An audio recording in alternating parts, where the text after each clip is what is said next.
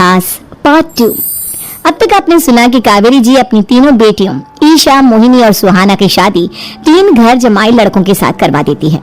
उन्हें लगता है कि ये लड़के शायद घर का कामकाज संभाल लेंगे, लेकिन उनके तीनों घर जमाई बहुत आलसी थे। वो नौकरी भी नहीं करते थे और बाहर का काम भी नहीं। कावेरी जी ने अपनी बेटियों से कहा कि वो प्रेगनेंसी का बहाना बनाकर अपने पतियों को सबक सिखाए। अब सुनिए आगे। मम्मी, आपने जैसा कहा था हमने वैसा ही किया, लेकिन देखिए ना, विवेक का हाल तो वैसा का वैसा ही है। घर में ना सुबह का नाश्ता बनता है और ना खाना। नौकरी पर जाने की बात करूं तो खाने को दौड़ते हैं मुझे। हाँ मम्मी, मैंने भी सुमित को कितनी बार कहा कि अगर नौकरी नहीं करनी तो कोई छोटी सी दुकान ही खोल लो। घर का खर्चा कैसे चलेगा? देखो दोपहर के 12 बजने आए और जनाब अभी तक सो रहे हैं। हाँ मम्मी, ईशा और सुहाना ठीक कहती हैं। अविनाश का भी यही हाल है। जब मैंने अपनी प्रेगनेंसी के बारे में कहा तो मुझसे कहने लगा, अरे दूसरी लड़कियां तो 9-9 महीने तक नौकरी करती है, बस डिलीवरी के टाइम छुट्टी लेती है। मोहिनी, तुम भी नौकरी करो। अब मुझे कहाँ नौकरी मिलेगी? मम्मी बताओ अब मैं क्या करूं? हे भगवान, क्या सोचकर घर जमाई दामाद लाई थी मैं कि मेरी बेटियां मेरे पास रहेंगी और खुश रहेंगी, लेकिन इन आलसी दामादों ने तो हमारी जिंदगी को भी प्रॉब्लम में डाल दिया है। मैं तो कहती हूँ मम्मी, हम लोग वापस अपनी जॉब पर जाना शुरू कर देते हैं। बता देते हैं इन लोगों को कि हमने प्रेगनेंसी का बहाना किया है। नहीं नहीं बेटा, ऐसी गलती भी मत करना। अगर तुमने ऐसा किया तो इन तीनों की आदत और खराब हो जाएगी। अरे आज नहीं तो कल कभी तो तुम प्रेग्नेंट होगी, तब वापस यही प्रॉब्लम आएगी। तब क्या करोगी तुम तीनों? हाँ मम्मी, आपकी बात तो बिल्कुल सही है। इन लोगों को तो सुधारना ही पड़ेगा। लेकिन कैसे? अपने बच्चों के आने की खबर सुनकर भी इन लोगों पर कोई असर नहीं हो रहा। पैसे कमाने के लिए घर से बाहर निकलना ही नहीं चाहते ये तीनों। अब मेरे दिमाग में एक प्लान आया है। तुम तीनों चिंता मत करो, उन तीनों को बुलाओ, फिर मैं बात करती हूँ। थोड़ी देर बाद कावेरी जी अपने तीनों दामादों को सामने बुलाकर अपनी बात कहना शुरू करती हैं। अविनाश, सुमित और विवेक, देखो बेटा, मैं ना तुम तीनों से बड़ा प्यार करती हूँ, इसीलिए तो तुम्हें घर जमाई बना कर रखा है मैंने। अरे मम्मी जी, सीधे सीधे कहिए ना, क्या बात है? प्यार तो हम भी आपको बहुत करते हैं। अरे मम्मी जी, आपकी इज्जत भी बहुत करते हैं। अरे भाई, आपके जैसी सास और कमाने वाली बीवी सबको मिलती है क्या? हाँ मम्मी, विवेक और सुमित ठीक कह रहे हैं। आपकी बेटी से शादी करके मेरी तो जिंदगी ही अच्छी हो गई है। जानती हूँ मैं, और ये भी जानती हूँ कि तुम तीनों अपने अपने बीवियों से बहुत प्यार करते हो। बेटा, बात ऐसी है कि हमारे कुल गुरु ने कहा है कि प्रेग्नेंट होने के बाद मेरी तीनों बेटियां शुरू के 4 महीने हमारे गांव में जाकर रहेगी, जहां मेरे चाचा जी रहते हैं। अरे लेकिन क्यों मम्मी, गांव में जाकर रहने की क्या जरूरत है इन तीनों को? वो क्या है ना बेटा, हमारे परिवार को एक श्राप है। अगर मेरी बेटियों ने यहाँ पर बच्चा पैदा करने की कोशिश की तो उनके बच्चों को कुछ भी हो सकता है। इसलिए अब से लेकर 4 महीने पूरे होने तक इन्हें गाँव वाले घर में रहना पड़ेगा। हाँ तो इसमें प्रॉब्लम क्या है मम्मी जी? हम भी वहाँ जाकर रहेंगे, पिकनिक मनाएंगे। अरे भाई, बीवी जहाँ हम भी वहाँ। हाँ यार, आइडिया तो बहुत अच्छा है। शहर की जिंदगी में रह रहकर परेशान हो चुके हैं, अब कुछ दिन गांव में बिताएंगे। तुम लोग समझने की कोशिश क्यों नहीं करते?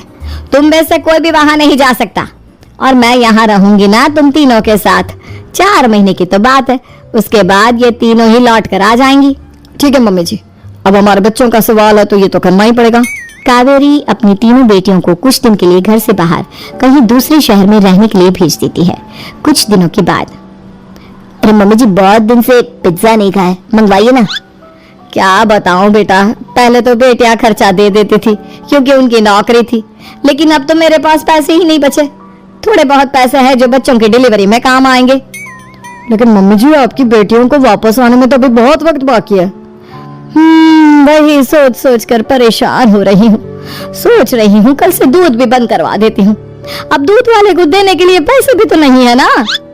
अरे नहीं मम्मी जी, अगर दूध भी बंद करवा दोगी तो मुझे चाय कहाँ से मिलेगी? और चाय के बिना मैं तो मर ही जाऊंगा। क्या करूं बेटा, इसके अलावा हमारे पास कोई ऑप्शन नहीं है। मेरे पास पैसे ही नहीं बचे। इस तरह कावेरी जी धीरे धीरे अपने तीनों दामादों को पैसे देना बंद कर देती हैं और घर में खाने पीने की चीजें लाना भी बंद कर देती है। अब वो तीनों बुरी तरह से परेशान होने लगे थे, और इसलिए एक दिन तीनों प्लान करके घर से बाहर निकलते हैं। और बाजार में जाने के बाद, यार अच्छा खाना खाए हुए कितने दिन हो गए, पता नहीं कब अच्छा खाना मिलेगा। हमारी बीवियों के जाने के बाद तो हमारी हालत भिखारियों जैसी हो गई है यार। कुछ भी हो, मुझे तो आज पिज्जा खाना ही खाना है। जेब में 1 रुपया नहीं है और पिज्जा खाएगा, कहाँ से आएंगे पैसे? अरे देख वहां सामने बोर्ड पर क्या लिखा हुआ है, कंप्यूटर पर काम करने के लिए एक आदमी की आवश्यकता है। भाई मैं तो जा रहा हूँ, काम करूंगा और शाम तक पैसे लाकर आराम से पिज्जा खाऊंगा। जा जा, तुझे कोई काम नहीं देने वाला, हम तो घर जा रहे हैं। चल भाई सुमित। सुमित और अविनाश वहां से चले जाते हैं और विवेक उस कंप्यूटर शॉप पर सारा दिन काम करके 5,000 रुपए कमा कर घर लौट कर आता है और अपने खाने के लिए अच्छी अच्छी चीजें भी लेकर आता है।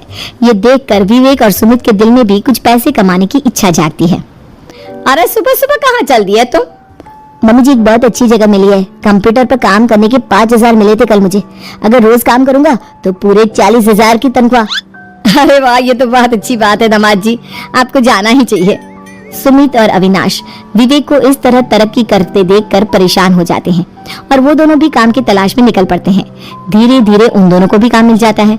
अब कावेरी के तीनों दामाद छोटी मोटी नौकरी करके अच्छा पैसा कमाने लगे थे। एक दिन कावेरी उन्हें अपने पास बुलाती है।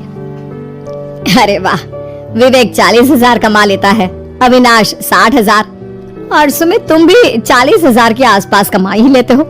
कुल मिलाकर तुम अच्छे खासे पैसे कमा रहे हो बेटा। हाँ मम्मी जी, बहुत मजा आता है जब महीने के एंड में मोटी रकम हाथ में आती है। पूछिए मत मम्मी जी, घर में रहकर रोटी बना बना कर और तो जैसा महसूस होने लगा था मुझे तो।